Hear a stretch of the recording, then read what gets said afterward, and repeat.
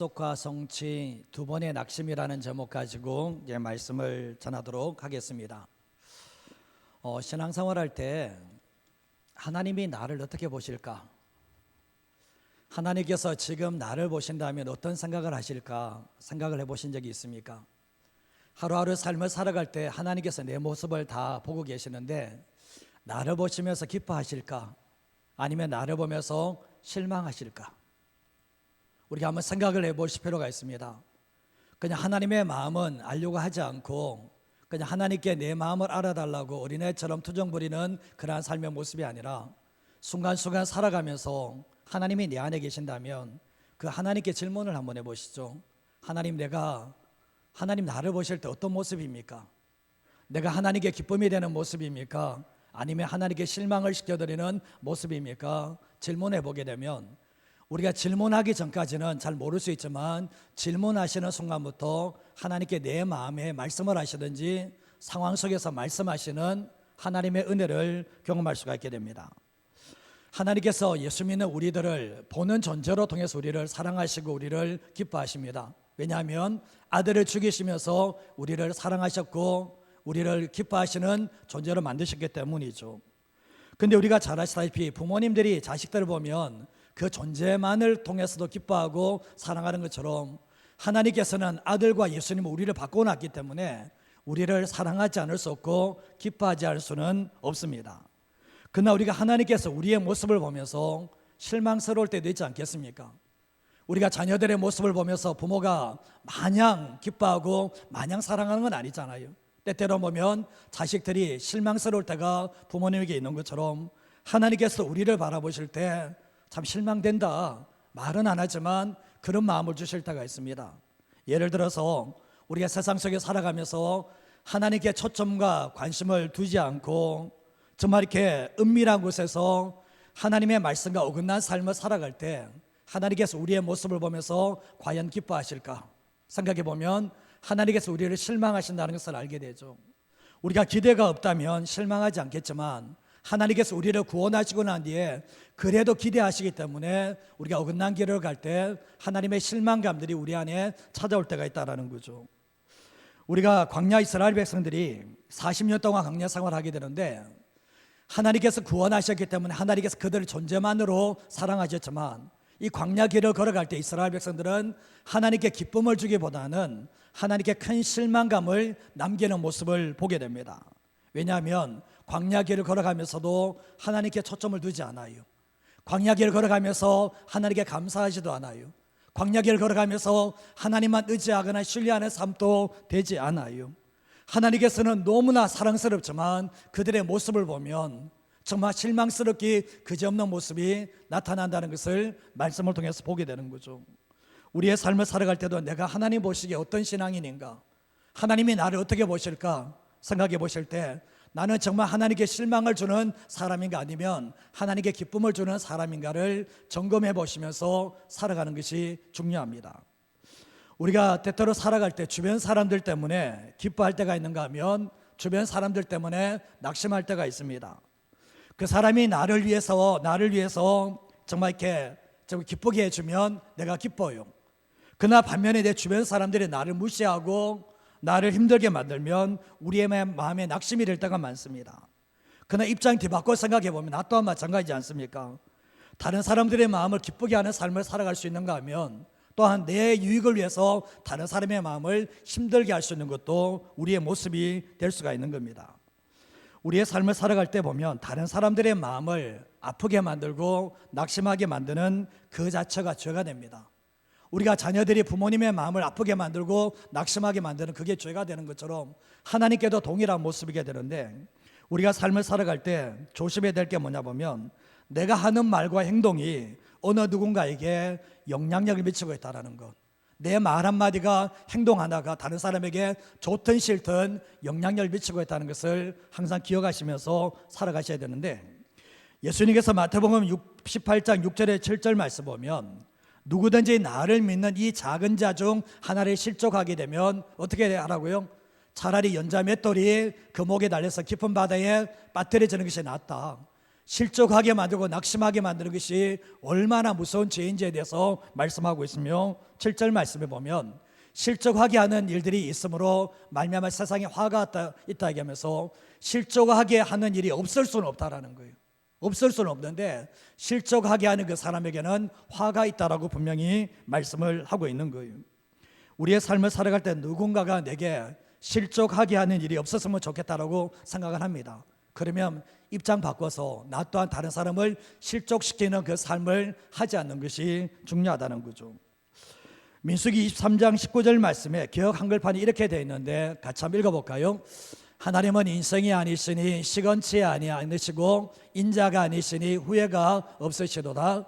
어찌 그 말씀하신 바를 행치 않으시며 하신 말씀을 실행치 아니시랴. 이 말씀을 보면 하나님은 인성이 아니다, 사람이 아니다, 하나님은 시건치 않는다라고 말씀하고 있는데 개역 개정판에는 거짓말이라고 해놓고 있습니다. 여기서 시건한다는 게 뭐냐 보면 말씀을 먹어버리는 거예요. 자기가 말하고는 실행하지 않고 그 말을 먹어버리는 거죠. 거짓말하는 것을 이야기하고 있는데 하나님께서는 절대로 시건하지 않는다라고 말씀하시며 이 성경은 하나님의 말씀인데 성경의 구조가 약속과 성취로 되어 있습니다. 하나님이 약속하시고 성취되고 약속하고 성취되고 이게 나오는데 창세기 3장 말씀에 가장 중요한 약속을 하시는데 여자의 후손으로 메시아를 보내겠다고 구원자를 보내시겠다라고 약속을 하셨는데 결국 뭡니까? 때가 참에 하나님께서는 그 아들 예수 그리스도를 이 땅에 여자의 후손으로 오게 하시고 구원자로서 십자가에 죽으시고 부활시키시는 장면이 성경에 나옵니다. 그러나 이 마지막 시대에 주님이 또 하나님이 또 약속하는 게 뭐냐 보면 이 땅을 마지막 심판을 위해서 아들 예수님을 이 땅에 보내시겠다고 예수님이 다시 재림하게 될 거라고 말씀을 하셨습니다. 우리 시대는 하나님의 약속이 아들 보내신다고 했으면 또 하나님의 아들이 심판주로 예수님을 보내신다면 이 시대 예수 믿는 사람들은 정말 믿지 않은 사람과 다른 사고를 가지고 살아가야 되는데 세상에 믿지 않은 사람들은 이 세상의 끝을 믿지 않아요. 내 날이 영원한 것처럼 생각을 합니다. 그러나 우리는 이 땅을 살아갈 때 하나님의 약속이 결국 뭡니까? 이 땅이 전부가 아니라 다시 심판주로 오신다면 그 예수 그리스도를 준비하면서 정말 살아가는 삶이 되셔야 된다는 거죠. 우리가 민수기 말씀을 지난주에 이어서 계속 보고 있는데요, 이스라엘 백성들이 하나님의 은혜 가운데서 애굽에서 노예 생활하다가 탈출 구원을 얻게 됩니다. 자신들이 힘이 있어서 탈출한 게 아니라 하나님의 은혜로 10가지 재앙을 통해서 구원을 받게 하셨는데 구원받고 난 뒤에 하나님께서는 약속하신 가나안 땅으로 향하도록 만들어 주셨습니다. 이미 아브라함 때부터 하나님께서는 약속의 가나안 땅을 선물로 주시겠다라고 말씀하시고 난 뒤에 출애굽시킨 후에 약속의 가나안 땅을 향하게 되었는데 그 과정 중에 광야의 삶을 이야기하는 것이 민수기의 말씀이라는 거죠. 민수기는 광야에서 이스라엘 백성들이 어떻게 살았는지에 대해서 말씀을 하고 있습니다. 그러나 이스라엘 백성들이 광야길을 걸어갈 때 정처 없이 오늘은 이고 내일은 저고 이렇게 이동하는 삶을 살게 됩니다. 자기 멋대로 삶을 살아가는 게 아니라 하나님의 보호하심 속에 하나님의 인도하심을 따라 살게 되는데 약속의 가나안 땅에 들어가기 직전까지의 모습을 민수기에서 말씀합니다. 그리고 신명기에 넘어가면 모세가 약속의 가나안 땅을 앞둔 이스라엘 백성들에게 하나님의 말씀을 전하는 모습이 신명기 말씀이거든요. 근데 이 광야의 삶은 무엇으로 비유하고 있나? 우리 믿음의 선배들이 약속의 가나안 땅을 이야기했을 때는 영원한 천국을 예표한다고 했거든요.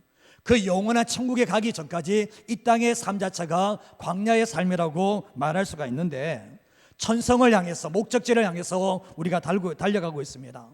이스라엘 백성들이 광야 생활할 때 하나님이 함께 하시고 인도하시고 공급하시고 책임지시는 삶을 살았던 것처럼 이 땅에 하나님의 백성들이 광야길을 갈 때도 하나님이 함께 하시고 인도하시고 그리고 더 나아가서 공급하시고 책임져 주시는 하나님의 은혜가 있다는 것을 믿으셔야 됩니다. 그런데 우리가 이 광야 생활하면서 하나님이 원하셨던 것은 하나님 한 분만을 의지하면서 마음을 다해서 하나님을 의지하고 말씀에 순종하는 삶을 훈련했던 장소가 어디인가? 광야였다라는 것을 알게 되는 거예요. 그런데 오늘 이 말씀을 첫 번째로 할 수 있는 게 뭔가 같이 한번 읽어보도록 하겠습니다. 하나님 아버지의 마음은 자신의 자녀에게 가장 좋은 것을 주시기를 원하십니다. 자, 보면 하나님 아버지의 마음은 자신의 피로 구원받은 하나님의 백성들에게 가장 좋은 것을 주기를 원하는데 이미 가장 좋은 것을 줬습니다. 아들 예수님을 준 거예요. 아들 예수님을 주고 난 이후에 삶 속에서 또한 하나님께서 우리가 필요한 모든 공급하는 것을 주기를 원하는 것이 하나님 아버지의 마음이라는 거죠. 자녀들이 부모의 마음을 아는 것이 참 중요한데, 그럴 때 부모가 때때로 자녀들에게 매를 댈 때에도 자녀들이 부모의 마음을 알게 되면 그 매 속에 사랑이 있다는 것을 알게 되는 거죠.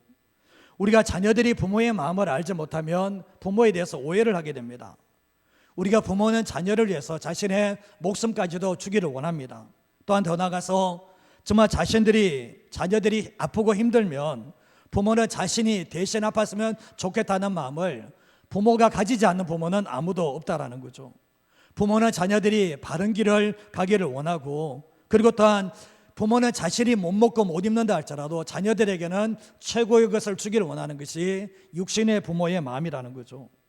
그렇다면 하나님 아버지의 마음은 어떨까요? 육신의 부모가 육신의 자녀들에게 이렇게 해준다면 아들을 죽이시면서 우리를 사랑하신, 우리를 구원하신 하나님 아버지의 마음은 어떨까 생각해 보면 이거보다는 수천만 배, 수억만 배 더 그런 뭡니까? 우리를 사랑하시고 우리에게 가장 좋은 것을 주기를 원하는 것이 하나님 아버지의 마음이라는 거죠. 육신의 부모는 주고 싶어도 한계가 있지만 하늘의 아버지는 한계가 없다는 것을 알게 되는데, 골로새서 1장 9절에 10절 말씀해 보면 사도 바울이 골로새 교회를 위해서 기도하는데 9장 9절 후반절에 보면 모든 신령한 지혜와 총명에 하나님의 뜻을 아는 것으로 채우게 하시고 라고 말씀합니다. 골로새 교회를 위해서 기도할 때 하나님의 뜻을 아는 것으로 충만해지기를 위해서 기도합니다. 예수 믿는 사람이 하나님의 뜻이 무엇인지를 모르고 살아갈 수 있거든요. 사도 바울은 골로새 교회를 위해서 기도할 때 내가 하나님의 뜻을 아는 것처럼 너희들 또한 하나님의 뜻을 아는 것으로 충만케 되어지기를 원한다고 기도하면서 10절 말씀의 끝부분에도 보면 모든 선한 일에 열매를 맺게 하시고 하나님을 아는 것에 자라게 하신다. 내가 하나님을 안다는 것이 요구라면 이 하나님을 안다는 게 전부가 아니에요. 이거는 하나님을 아는 것은 계속해서 자라갈 수 있기 때문에 하나님을 아는 것에 더 성장하게 가기를 원하는 마음으로 기도를 하는 모습을 보게 됩니다.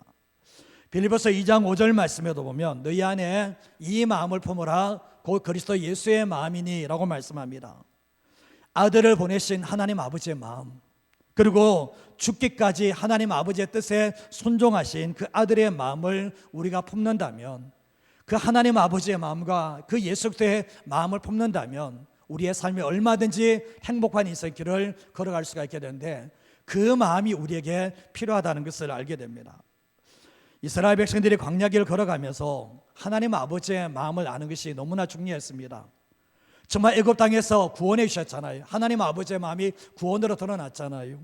그리고 광야길을 걸어갈 때도 하나님께서 결국 반석에서 물을 내시고 정말 먹을 것이 없을 때 먹을 것 주시고, 그리고 또한 만나와 메추라기 주시고 하늘에는 구름기도 불기도로 인도하셨을 때 하나님께서 이스라엘 백성들 얼마나 사랑하시고 최고의 것을 주기를 원하신다는 것을 분명히 알게 됩니다.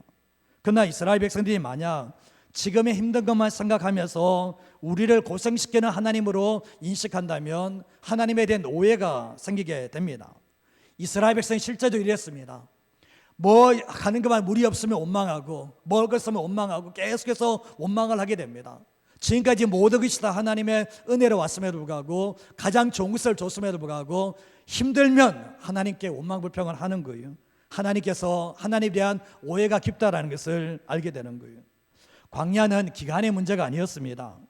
광야는 하나님께서 약속의 가나안 땅을 선물로 준다고 말씀하셨지만 하나님께서는 이스라엘 백성들이 하나님의 주시는 그 선물 가나안에 목숨을 거는 목을 매는 존재가 되는 것이 아니라 그 약속의 가나안 땅을 선물로 주시는 하나님을 더 사랑하고 더 의지하기를 원했던 것이 하나님 아버지의 마음이었던 거죠. 하나님은 이미 출애굽하기 전부터 아브라함 때부터 약속의 가나안 땅을 주신다고 약속을 하셨습니다. 하나님은 모든 것을 주실 수 있고 그렇게 하기를 원하셨습니다.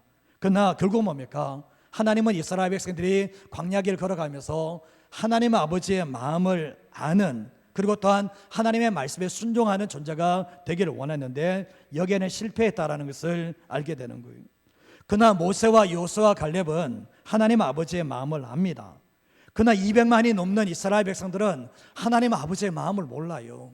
그냥 내가 지금 먹을 것이 있고 입을 것이 있으면 만족하고 주면 감사하고 안 주면 원망하는 이런 삶을 통해서 하나님 아버지의 마음을 알지도 못하는 채 광야 40년을 돌아가는 이런 모습을 보게 되거든요. 이것이 결국 그들의 문제였는데, 이들은 하나님을 더 알아가는데, 하나님의 마음을 더 알아가는 관심이 있는 게 아니라 오로지 약속의 가나안 땅에 들어가야 된다는 그 집착에만 정말 이렇게 모든 관심을 쏟게 되었던 거예요. 우리의 삶을 살아갈 때도 마찬가지입니다. 우리의 삶을 살아갈 때 하나님께서 우리의 삶을 책임져 주신다면 하나님 아버지의 마음을 알려고 힘써야 되는데, 우리는 자꾸 눈에 보이는 이스라엘 백성처럼 눈에 보이는 약속의 가나안 땅, 눈에 보이는 복에 집착을 하다 보면 하나님을 놓쳐버리는 삶을, 하나님의 마음을 모르는 삶을 살아갈 수 있는 것이 저와 여러분의 삶의 모습이라는 거죠. 로마서 8장 32절 말씀에도 보면 사도 바울이 자기 아들을 아끼지 아니하시고 우리 모든 사람을 위하여 내주시니가 어찌 그 아들과 함께 우리에게 모든 것을 내주지 않겠냐라고 말씀하고, 줄 수 있다라는 거예요. 우리가 가만히 하나님의 입장에서는 아들 좋습니다. 아들을 십자가에 못 박게 만드셨는데 그 아들과 함께 못 줄 게 뭐가 있냐는 거예요. 다 주실 수 있다라고 말씀을 하고 있거든요. 근데 결국 뭡니까? 우리의 삶을 살아갈 때요, 하나님께서 우리에게 모든 것을 주신다면 구하면 얻게 하시는 역사가 있게 됩니다. 기도를 하실 때도 그렇습니다. 기도가 초보일 때는, 기도가 처음 시작할 때는 내가 필요한 것을 구한 거예요. 내 삶에 문제가 있으면 이 문제 해결해 달라고, 내가 필요한 것이 있으면 이 문제, 이것을 달라고 기도합니다. 그러면 하나님께서 그런 과정을 통해서 기도를 배우게 하시거든요. 근데 우리가 하나님께서 신앙의 성숙하면 뭡니까? 하나님께서 구해서 축복만을 누리는 존재가 아니라 하나님을 의지하고 신뢰하는 존재로 성숙해 가기를 원하는 것이 하나님 아버지의 마음이라는 거죠. 예레미야 예가 3장 33절 말씀에도 보면 주께서 인생으로 고생하게 하시며 근심하게 하시면 뭐가 아니라고요? 본심이 아니라고 얘기합니다. 내 삶에 고생하고 근심하게 하는 것은 하나님의 본심이 아니에요. 근데 우리는 삶을 살아갈 때 내 삶에 고생하게도 근심이 찾아오게 되면 뭐라고 합니까? 억울한 거 힘든 것만 생각해요. 그러나 하나님께서는 인생으로 고생하고 근심하게 하실 때는 목적이 있어요. 그걸로 통해서 뭡니까? 하나님께 올바르게 맞춰지는 존재가 되기를 원해서 그게 고생이 있고 근심이 있거든요. 하나님께 올바르게 맞춰지게 되면 고생하거나 근심하게 하지 않으시는 분이 바로 하나님이시라는 것을 말씀합니다. 시편 115편 12절에서 15절 말씀에도 보면 하나님께서 우리를 생각해 복을 주시는데 이스라엘 아론의 집에도 복을 주십니다. 13절 말씀에 높은 사람 낮은 사람 막론하고 누구에게 복을 주십니까? 여호와를 경외하는 자들에게 복을 주신다. 경외하는 자들에게 복을 주신다라고 말씀하고 있죠. 14절 말씀에 여호와께서 너희를 곧 너희와 너희의 자손을 더욱 번창하게 하기를 원하신다. 15절 말씀 같이 한번 읽어볼까요? 너희는 천지를 지으신 여호와께 복을 받는 자로다. 아멘. 우리가 하나님의 자녀입니다. 천지를 지으신 하나님께서 우리 아버지가 되십니다. 근데 우리가 여호와께 복을 받을 수 있는 사람인데, 근데 모든 복은 다 하나님을 통해서 오는데 하나님은 누구에게 복을 주시는가? 여호와를 의지하고 여호와를 경외하는 사람에게 하나님의 복을 주시겠다라고 말씀을 하고 있는 거예요. 그리고 번창하게 해주겠다라고 약속을 하고 있습니다. 마태복음 7장 9절에 11절 말씀에도 보면 아들이 떡을 달라 하는데 돌을 주며 생선을 달라 하는데 뱀을 줄 사람 없다라는 거죠. 그러면서 너희가 악한 자라도 좋은 것을 자식에게 줄 줄 알거든 하물며 하늘에 계신 너희 아버지께서 구하는 자에게 좋은 것 주지 않겠냐라고 말씀을 하시고 계시죠. 우리의 삶을 살아갈 때 악한 자라도 자식에게 좋은 것 줄 줄 압니다. 하물며 하늘에 계신 너희 아버지께서 구하는 자에게 뭘 준다고요? 좋은 것을 주신다라고 말씀을 합니다. 우리가 삶을 살아갈 때 하나님께 구해보신 적이 있습니까? 하나님께 구해보신 적이 있습니까? 구하지 않고 그냥 하나님께 알아서 주시겠지, 그런 마음 가지고 살아가는 사람이 참 많습니다. 그런데 성경은 야고보 말씀하면 너희가 얻지 못하면 구하지 아니라고 말씀하고 있거든요. 자식들이 구하지 않으니까 부모가 뭐 필요한지 알 수가 없는 거예요. 하나님께서는 마찬가지입니다. 뻔히 다 하시면서도 우리에게 하시는 말씀이 너희가 필요한 것이 있으면 내게 구하라고 이야기합니다. 그러면 좋은 것으로 주시겠다라고 말씀을 하고 있거든요. 이스라엘 백성들 한번 보세요. 출애굽에서 구원받았죠. 약속의 가나안 땅을 선물로 주시겠다고 약속하셨죠. 그리고 광야에서 눈동자같이 지키시고 보호하시고 책임져 주셨죠. 그러면 하나님 아버지의 마음을 조금이라도 느끼신다면, 하나님의 마음을 조금이라도 느낀다면 감사하고 찬양할 수밖에 없는 것이 이스라엘의 백성들의 모습이 되어야 된다는 것을 알게 되는 거예요. 하나님을 믿는 사람들에게 최고의 선물은 가나안이 아닙니다. 하나님입니다. 약속의 가나안 땅은 하나님이에요. 이스라엘 백성들은 항상 눈에 보이는 것에 초점 맞췄는데, 약속의 가나안 땅은 누구라고요? 하나님이 약속의 가나안 땅이에요, 원래 보면. 근데 이스라엘 백성들은 항상 눈에 보이는 가나안 땅을 추구하다 보니까 결국은 하나님을 놓쳐버리고 약속의 가나안 땅에 못 들어가는 그러한 존재가 되게 되었던 거예요. 오늘 우리가 이 말씀을 통해서 우리가 기억하셔야 될 게 뭐냐 보면, 하나님께서 아들을 죽이시면서 우리를 살려내셨습니다. 하나님이 우리를 얼마나 사랑하시는지를 알게 되는데, 우리가 아들을 된 우리들은, 자녀된 우리들은 그 하나님 아버지를 가장 소중한 분으로 여기며 나아갈 때, 하나님을 의지하고 경외하는 삶을 살아갈 때 우리에게 항상 좋은 것 주시는 분이 바로 하나님 아버지시라는 것을 믿으면서 살아가시기를 바랍니다. 아무리 하나님의 자녀라 할지라도요, 버릇없고 아무리 하나님의 자녀라 할지라도 자기 멋대로 살게 되면 그 삶 속에 징계가 따르게 되어 있어요. 하나님께서는 뭡니까? 그 삶 속에 징계가 따르는데 징계가 어려운 거거든요. 그러나 다시 돌이키면 하나님께서 우리의 삶에 가장 좋은 것을 주시는, 가장 좋은 길로 인도하시는 하나님의 은혜가 있다는 것을 잊어버리지 마시고 살아가시기를 주님의 이름으로 축복합니다. 두 번째로 하시는 게 뭔가 한번 읽어보겠습니다. 성도들은 주어진 현실 속에서 하나님의 약속을 기억하며 붙들어야 합니다. 주어진 현실 속에서, 치열한 세상 속에서 나는 무엇을 기억하고 무엇을 붙들며 살고 있는가? 성도들이 세상 속에서 살아가는 방식이 따로 있습니다. 예수 믿지 않은 사람들은 예수 믿지 않는 사람들이 살아가는 방식이 있어요. 그러나 예수 믿는 사람들에게는 하나님께서 이 땅을 어떻게 살아가야 되는지 그 방식을 다 가르쳐 줬습니다. 근데 우리가 삶을 살아갈 때 보면 예수 믿지 않는 사람과 믿는 사람과 믿지 않는 사람의 삶의 기준이 똑같고 방식이 똑같다면 그 문제 있습니다. 가치관이 달라지지 않고 세계관이 달라지지 않으니까 똑같이 삶을 살게 되거든요. 그런 사람을 가지고 예수 믿는다라고 말할 수 없는 거예요. 그런 사람을 하나님을 섬기는 사람이라고 말할 수가 없는데, 우리가 예수님도 말씀하시고 하나님도 말씀하셨죠. 사람이 떡으로만 사는 게 아니라 여호와 입에서 나오는 모든 말씀으로 산다고 했거든요. 이게 하나님의 백성들이 살아가는 삶의 방식이에요. 믿지 않는 사람은 뭐로 삽니까? 오직 육신을 배부르게 육신의 양식으로 사는데, 예수 믿는 사람들은 뭡니까? 육신의 양식을 필요합니다. 그러나 뭡니까? 영의 양식이 필요한 거예요.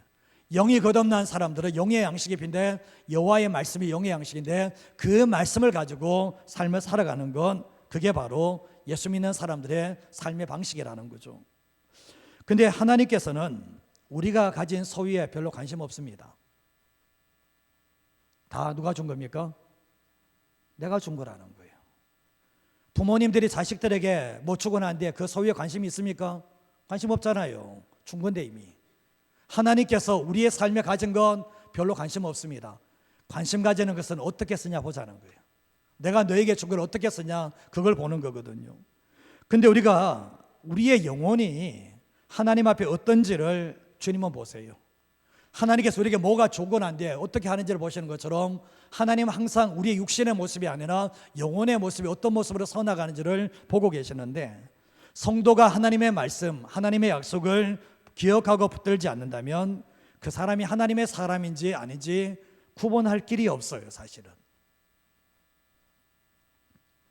우리의 삶을 이끌어가는 원동력이 하나님의 말씀입니다. 그리고 그 말씀에 반응하는 게 기도인데, 우리가 주어진 현실 속에서 하나님의 말씀을 붙들고 살 건가, 순종하며 살 건가, 아니면 주어진 현실 속에서 사람의 진리를 추구하는 삶을 살 건가 생각해 보셔야 되는데, 결국 뭡니까? 이 선택은 내가 합니다. 다른 그 누군가가 해주지 않습니다. 그러나 한 가지 분명한 것은, 하나님과 그분의 말씀을 붙잡는 인생은 실패하지 않습니다. 지금 기독교 역사가 인류로부터 지금까지 하나님과 그분의 말씀을 붙잡은 사람이 실패한 케이스는 없습니다. 그러나 영적인 상태에 따라서 다르거든요. 육적인 사람들은 하나님의 말씀을 붙잡지 않아요. 오직 생존이에요. 오직 육신의 양식에만 관심 가지는데, 정말 영적인 상태가 달라지면 달라질수록 영혼의 말씀에, 하나님의 말씀에 목숨을 거는 삶을 살아간다는 거죠. 그럴 때 하나님이 내 삶을, 육적인 것도 책임져 주시는 하나님의 역사를 경험하게 되는 겁니다. 민수기 32장 8절과 9절 말씀에 보면, 이제 가데스 바네아에서 이제 모세가 하나님의 명령을 따라서 이 가나안 땅을 정탐하라고 12명을 보내게 되죠. 그렇게 보냈는데 9절 말씀에 보면, 근데 에스골 골짜기에 올라가서 그 땅을 보고 이스라엘 자손을 어떻게 했습니까? 낙심하게 하여서 여호와께서 그들에게 주신 땅으로 갈 수 없도록 만들었다 얘기합니다. 성경 말씀 민수기 13장과 14장 내용은 너무나 중요한 장인데, 정말 이렇게 이스라엘 백성들이 가데스 바네아에 2년 좀 넘게 돼서 거기에 도착을 하게 되었거든요. 근데 하나님께서 가데스 바네아에서 이들이 가나안 땅에 들어갈 수 있는 존재가 되는지를 확인하기를 위해서 테스트를 해 들어갑니다. 근데 가데스 바네아에서 12정탐꾼을 보고 와서 40일 동안 가나안 땅 정탐한 후에 돌아오게 됩니다. 근데 돌아와서 보고를 하게 되는데, 10명의 정탐꾼과 2명의 정탐꾼의 보고가 달랐습니다.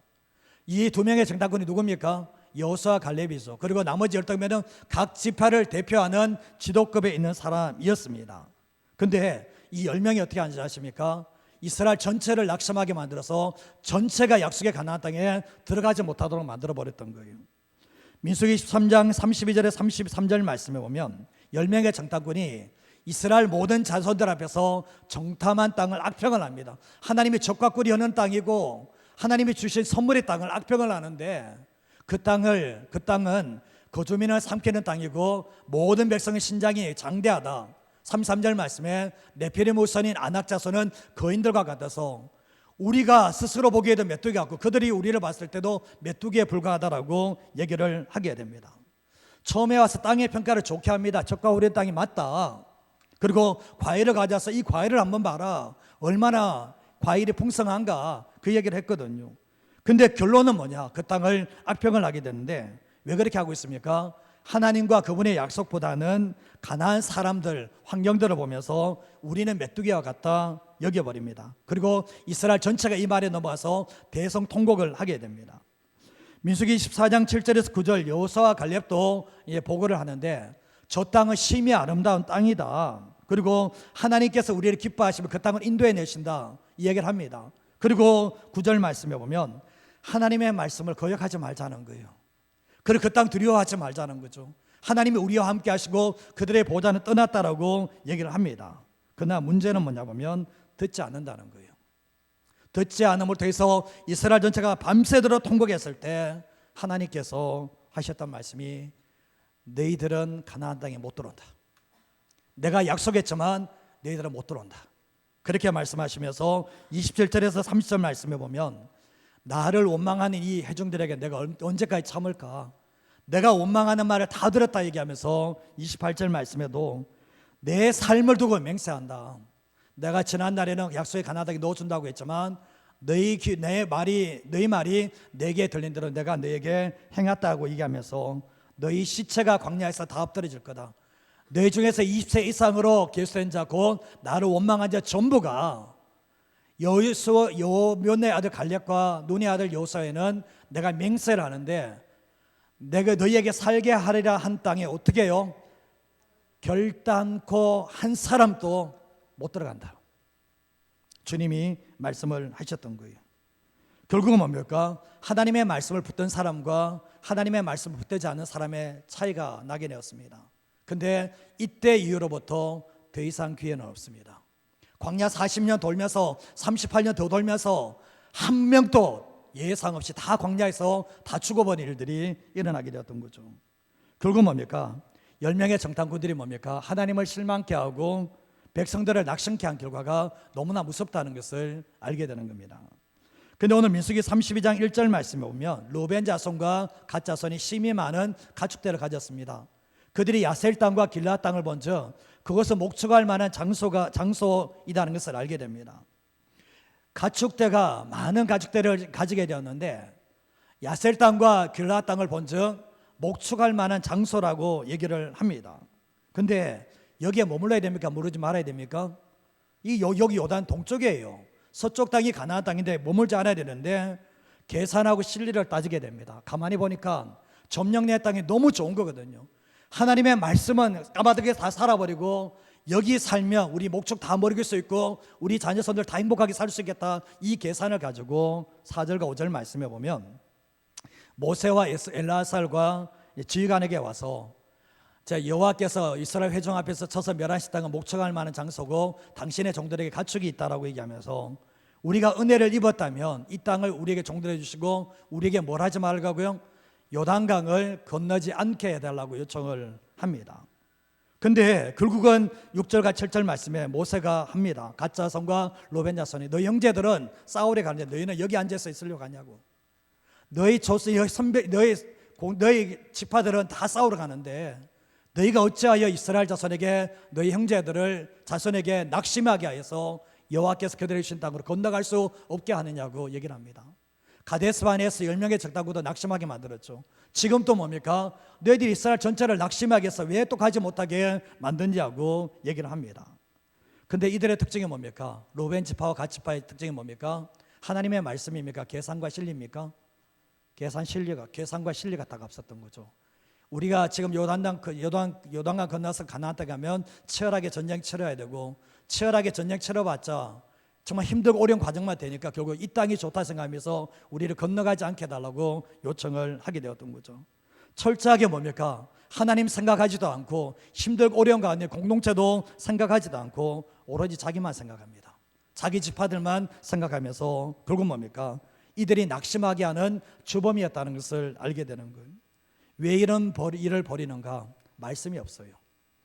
하나님은 이 땅을 주겠다는 게 약속의 가나안 땅을 주겠다 했는데 말씀이 없어요.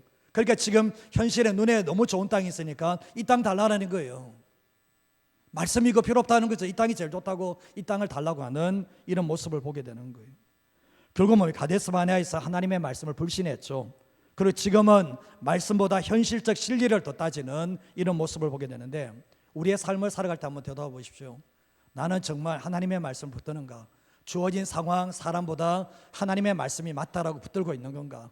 혹여나 우리가 하나님의 말씀에 불신하는 태도를 보이는 것은 아닌가 생각해 보셔야 되고 우리의 삶을 살아갈 때 하나님의 말씀이냐 계산과 실리냐.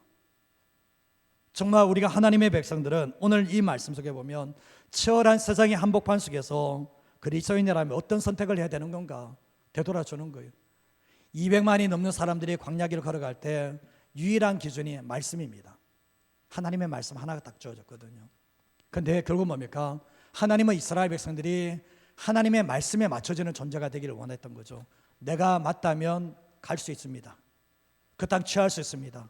그리고 말씀이 맞다면 아무리 좋은 것이 있다 할지라도 그 말씀을 따라가는 그 신앙인이 되기를 원하는 것이 하나님 아버지의 마음이라는 것을 알게 돼요.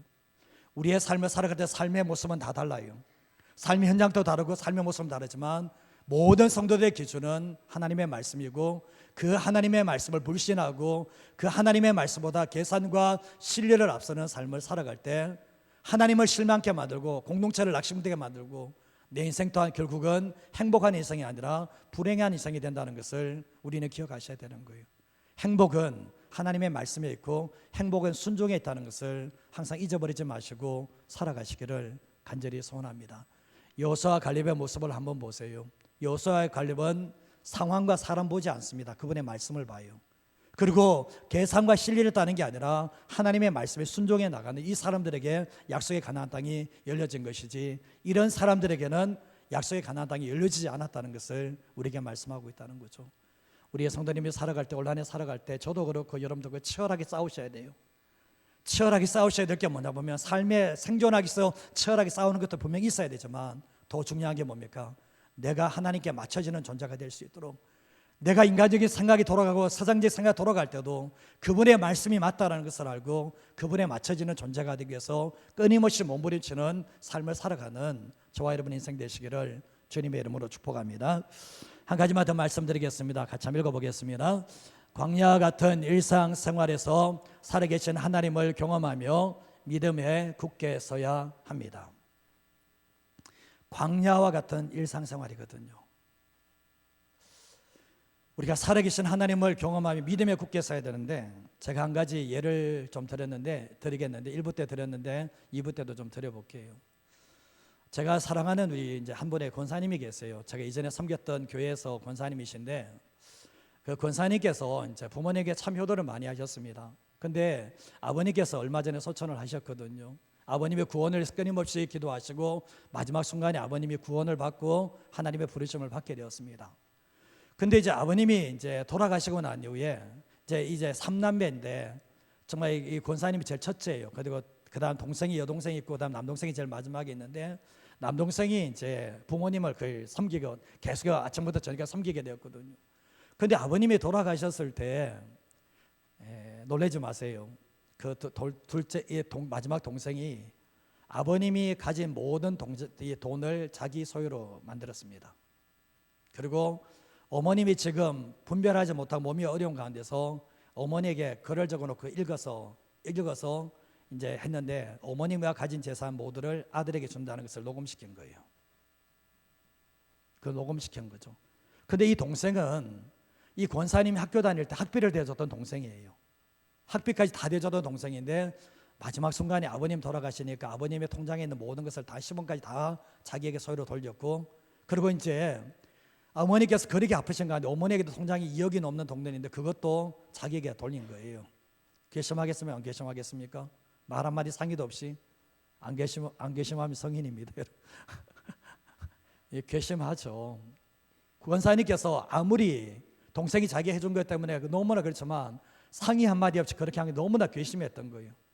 근데 너무나 이제 동생 보기도 힘들잖아요, 사실은. 근데 수요 예배 때 예배를 들어갔는데 이제 부목사님이 욥기 말씀을 전하는데 그 말씀이 자기에게 꽂힌 거예요.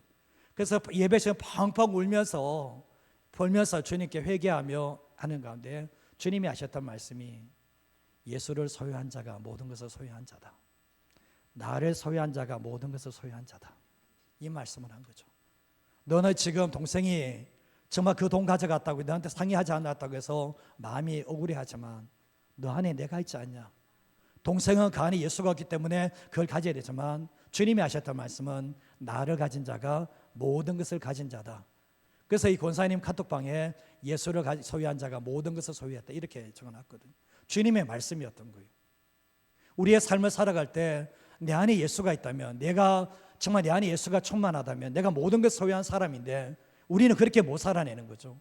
왜냐하면 내 안에 예수를 바라보기보다는, 전부 되신 예수님 바라보기보다는 자꾸 눈에 보이는 것을 쫓아가다 보니까 그것을 통해서 만족함을 누리지 못하는 삶을 살게 되죠. 믿음의 부모라면 자녀 손들에게 더 나은 환경이 아니라 더 나은 신앙을 물려줘야 되거든요. 더 나은 환경이 아니라 더 나은 신앙을 물려주는 것이 믿음의 부모인데, 이것을 모르는 사람은 없는데 깨닫는 사람도 별로 없어요.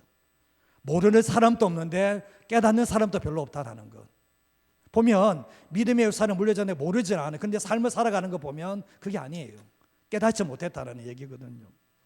우리가 오늘 이 말씀에 보면 길르앗 자손과 이제 갓 자손과 르벤 자손이 이 땅을 차지하게 되면, 이 땅을 가지게 되면 자기들만 편한 게 아니라 뭐죠? 자손들도 편한 거잖아요. 자손들도 더 편해서 이 땅을 선택하게 됐는데, 근데 결국은 그게 신의 한 수가 아니라 그게 악수였던 거예요, 사실은. 우리 한국교회가 과거에 눈으로 보이는 것이 아니라 자녀 손들에게 더 나은 신앙을 물려주게 했습니다. 환경은 엉망이에요. 저도 학교 다닐 때 주일에 공부해 본 적 없습니다. 솔직히 책 앉아 본 적이 없어요. 우리 부모님은 공부가 1번이 아니었어요, 사실은. 어떤 좋은 대학 가라 한 번도 제게 말해 본 적이 없습니다. 신앙을 키웠거든요. 근데 우리 대한민국이 지금 신앙의 힘으로 여기까지 왔잖아요. 그럼 지금은 어떻습니까? 부모가 신앙생활을 더 강조하는가, 아니면 자녀들에게 더 좋은 환경을 열어주려고 하는가? 한번 되돌아보시면 과거가 지금 다르다는 것을 알게 되는 거예요. 저는 이제 그렇게 생각하거든요. 부모가 신앙생활을 제대로 하지 않는데 자녀들에게 좋은 환경을 열어준다고 해서 자녀들이 신앙생활 잘한다, 그런 일 없습니다. 부모가 신앙생활 엉망을 하는데 내 자녀들 좋은 교회 가면 되겠지. 자녀들이 교회에 있는 시간 몇 시간이죠? 기껏 해봐 2-4시간 아닙니까? 그러면 부모님과 같이 있는 시간은 몇 시간 되는 거죠? 일주일 매일 그렇게 있습니다. 가만히 생각해 보면 이게 자꾸 착각을 하는 분들이 계세요. 부모가 신앙생활 잘하는 게 1번이에요. 그러면 자녀들은 그 모습을 보면서 그건 뭡니까? 신앙의 길 돌아오게 되어 있습니다. 부모가 제대로 신앙생활하면 자녀들 다 돌아오게 되어 있습니다. 부모가 신앙생활 제대로 하면 자녀들 다 돌아옵니다. 부모가 더 나은 환경이 아니라 더 나은 신앙을 자녀에게 물려주려고 부모가 살 신앙을 삶으로 증명하면 자녀들 다 돌아오게 되어 있습니다. 근데 자꾸 우리는 더 좋은 환경, 지금 우리 한국교회 이 정도, 우리 교회 정도 같으면 과거에 이런 교회 없었습니다. 사실은 없습니다. 이런 교회 이렇게 편하게 예배 드리지도 않았어요. 저는 우리가 함께 드리는 이 예배를 참 소중히 여기는데 이 예배 가운데서 하나님의 임재를 경험하셔야 돼요. 하나님께서 내게 말씀하시는 것들을 경험하셔야 되는데, 그런데 이 임재가 주일에만 머물러 있고 교회만 머물러 있는 게 아니라 내 삶으로 이어져야 된다는 거죠. 결국 뭡니까? 예배 때만 하나님의 임재를 경험하는 것은 안 된다는 거죠. 예배 통해서 하나님을 경험해서 주어진 삶에서 하나님과 함께 살아가며 주어진 삶의 직장 속에서 부인할 수 없는 하나님을 경험하며 인도하심과 도우심을 경험하고, 그럴 때 내가 믿는 하나님을 놓쳐버리지 않고 흔들리지 않고 주변 사람들에게도 하나님의 살아계심을 드러낼 수가 있게 됩니다. 습관적인 종교 생활로서는 사람이 바뀌지 않습니다. 이스라엘 백성들에게 하나님께서 성막을 만드셨죠. 성막에서 주로 뭘 합니까? 제사 드리잖아요. 예배 드리잖아요. 그러면 매일마다 제사 드리고 매일마다 예배 드리면 사람이 바뀌어야 되잖아요. 이스라엘 백성이 광야 40년 가면 사람이 바뀌었습니까? 사람 안 바뀌잖아요. 이유가 뭡니까? 나의 하나님과 나의 아버지로 자리매김도 못하잖아요. 이유가 뭡니까? 제사만 드렸던 거죠. 제사만 드리고 그 제사 하나님의 임재를 경험, 이것이 삶으로 끌어당겨 와야 되는데 내 일상생활 삶 속에서도 그 신앙 가지고 살아가면서 하나님을 경험해야 되는데 어느 순간 이들은 뭐죠? 제사 드렸다, 예배 드렸다, 이걸로 끝나버리는 이들의 모습을 보게 되죠. 민수기 32장 10절에서 12절 말씀에도 보면 하나님이 진노하사 맹세하시는 게 뭐냐 보면 애굽에서 나온 20세 이상의 사람은 한 사람도 약속의 가나안 땅에 못 들어가는데 이유가 뭡니까? 나를 온전히 따르지 않았다, 나를 믿지도 않고 따르지 않았기 때문에 못 들어간다 이야기하셨고, 12절 말씀에 보면 그니스 사람 여분의 아들 갈렙, 눈의 아들 여호수아는 여호와를 온전히 따랐다라고 말씀하는데, 그니스 사람 여분의 아들 갈렙은 원래 유다 지파가 아닙니다. 그니스는 가나안 사람입니다. 가나안 족속이거든요. 가나안 족속이 유다로 이게 편입이 됐잖아요.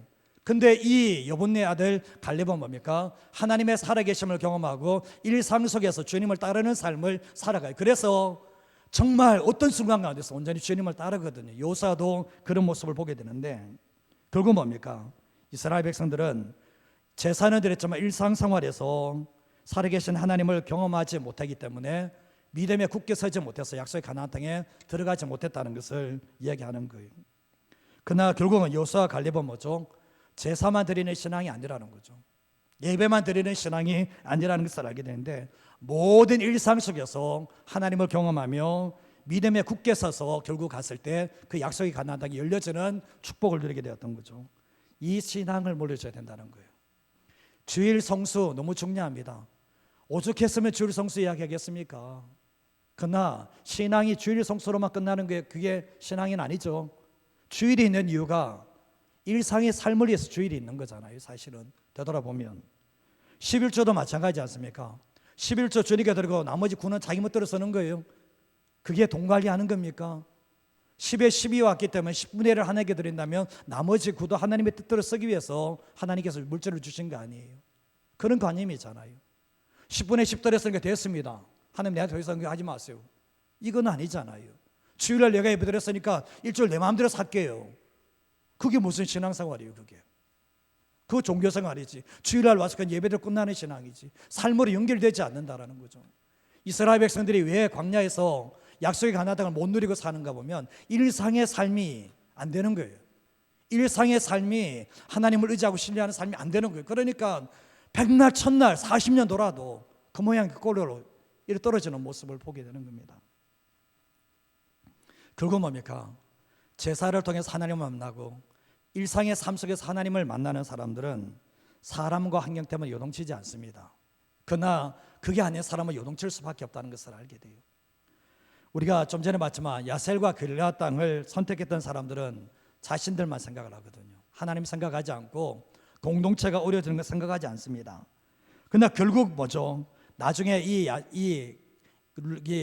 갓 자손과 루벤 자손은 전쟁에 참여를 합니다. 그러나 처자식 남겨두고 일정한 사람 남겨두고 참여를 하게 돼 있거든요. 그리고 나중에 다 전쟁이 끝나고 난 뒤에 이 요단 동편으로 돌아오게 됩니다. 그러나 훗날 가장 먼저 멸망한 지파가 이쪽입니다. 가장 우상 숭배에 가장 먼저 넘어졌던 것이 이 갓 지파, 루벤 지파, 므낫세 반지파였고요. 외세 침략에 가장 먼저 무너졌던 것도 이들의 모습이었다는 것을 알게 되는 거예요. 가만히 생각해 보면 그들이 자녀 손들에게 뭘 물려줬습니까? 신앙 물려주려고 거기 남았습니까? 아니잖아요. 더 나은 환경을, 목축의 아름다운 것을 물려주려고 그 땅에 남았는 건데 그게 악수가 됐던 거죠. 결국은 뭐죠? 그 다음 자손들이 우상 숭배하고 결국 물 무너지게 만드는 중요한 요소가 됐다는 것을 알게 되는 거예요. 이번에 훈련할 때 월요일의 그리스도인이라는 훈련을 합니다. 월요일의 그리스도인. 왜 주일의 그리스도인이 월요일일까 생각하실 수 있겠는데 신앙생활할 때 교회와 세상을 분리된 개념으로 보시면 안 돼요. 교회와 세상을 분리된 개념으로 보시면 종교생활합니다. 그분은. 한국교회가 지금 제일 위험한 게 뭡니까? 교회에서는 하나님을 섬기는 것 같은데 직장 가면 하나님이 안 계셔. 직장 속에서 어떻게 삶을 살았지 그것도 몰라. 그냥 치열하게 살면 잘 사는가? 그건 아니잖아요.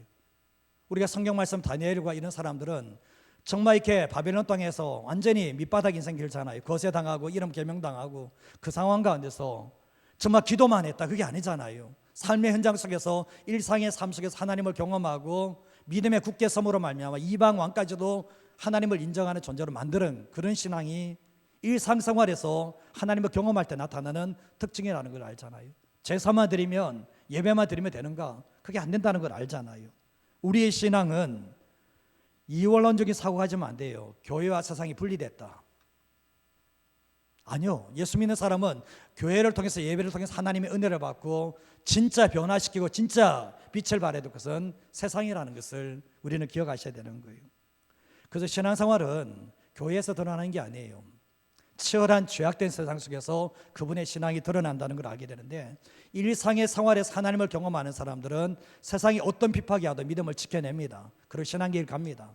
그게 아닌 사람들은 교회와 세상에서의 삶의 모습이 완전히 이원론적인 그런 삶을 살아가게 된다는 거죠. 한국교회가 지금 무너져 내리는 이유가 이겁니다. 성도님들이 세상에서 어떻게 살아내야 될지 모르는 이런 모습이 될 수가 있는 거죠. 목회자들도 해답을 못 주고 주일 성사하세요, 교회에서 신앙생활 잘하세요, 이거 외에는 이야기할 수 없는, 이것밖에 얘기 못하는 이런 모습이 되고 있거든요. 신앙생활할 때 신앙의 연수만큼 신앙의 수준도 달라져야 되는 거죠. 오래되었음에도 불구하고 주일날 교회 모든 예배를 참석하는 건 너무 중요합니다. 너무 귀하다고 봅니다. 저는 안 보이는 것보다 보이는 게 나으니까. 그러나 중요한 게 뭐냐 보면 내 삶의 현장 속에서 내가 정말 일상의 삶 속에서도 신앙생활하고 주님과 인격적인 만남이 있으며 주님과 함께 삶을 통해서 믿음에 굳게 선다면 그 사람을 통해서 결국은 세상이 바뀐다는 것을 알게 되는 거예요. 광야 이스라엘 백성들이 40년 광야 돌았으면 40년의 신앙은 돼야 되는 거죠. 근데 뭐죠? 애굽에서 처음 나왔을 때나 40년 돌았을 때나 별다른 게 아무것도 없는 거죠. 신앙생활 처음 왔을 때나 40년 하고 난 뒤나 별 차이도 없는 이런 모습을 가지고 있는 모습을 보게 되죠. 그러니까 어떻게 됩니까? 제사는 무수히 많이 들었는데 일상에서의 주님이 만나면 안 되는, 계속해서 사고를 치는 거예요. 사고를. 결국 우리가 뭡니까? 정말 생활 속에 불신자가 될 수 있는, 내 직장 속에서 완전히 불신자로 살아가는 그런 모습이 될 수 있다는 것을 알게 되는 거예요. 우리가 교회에 모여서 함께 예배하고 함께 교제하고 함께 훈련을 합니다. 교회 안에서 우리는 신앙을 준비하고 세워나갑니다. 이유가 뭡니까? 교회 안의 신자로만 남지 않기 위해서. 교회 안의 신앙이 전부가 아니라는 것을 내 일상 속에서 보여내기 위해서 그렇습니다. 우리 목자분들 가운데서 이렇게 일하시는 분들이 그런 고백을 합니다. 세상에서 치열하게 신앙생활하는 게 쉽지 않습니다. 이런 얘기 쉽지 않아요. 진짜 쉽지 않습니다. 그러나 여러분 잊지 마셔야 될 것은 교회 안의 신자가 되지 마시고 세상 속의 그리스도인이 되셔야 됩니다. 그래야지 이겨낼 수 있는 거예요. 우리의 신앙이 결국 뭡니까? 주일 개념이 아니라 일상이 우리의 신앙이고, 일상의 삶 속에서 주님을 경험하고 살아계시는 하나님을 경험하고, 그 하나님과 동행하는 삶을 살아갈 때, 내가 치열한 죄악된 세상 속에서도 하나님을 경험하며 살아갈 때 결국 하나님의 말씀에 순종하게 되고, 그 삶을 통해서 주변 사람들을 하나님의 사람으로 세울 수 있다는 것을 기억하시면서 살아가는 저와 여러분 되시기를 바랍니다. 신앙은 준비하면서 가는 건데 세상이 그렇게 만만한가? 만만하지 않습니다. 그러나 우리가 준비되어지는 만큼 하나님께서 우리를 통해서 일하신다는 것을 잊어버리지 마시고요. 우리 모든 성도님들도 주일에만 교회 나가면 돼요. 그 사고 버리지 않은 한 오늘 이 이스라엘 백성 광야 40년 돌면서도 죽었던 사람하고 똑같은 거예요. 꼭 똑같게 됩니다. 우리 언제 제사 안 드렸냐고 이렇게 나오거든요. 그게 핵심이 아니라 우리의 일상 속에서 날마다 살아계신 하나님을 경험하고 예배 통해서 하나님을 경험했고 모임 속에서 경험했다면 내 삶 속에서도 그분을 경험해 나갈 때 믿음에 굳게 서고 또 하나님이 인정하시는 존재가 될 수 있다는 것을 인정하시며 기억하시면서 살아가는 저와 여러분 되시기를 주님의 이름으로 축복드립니다.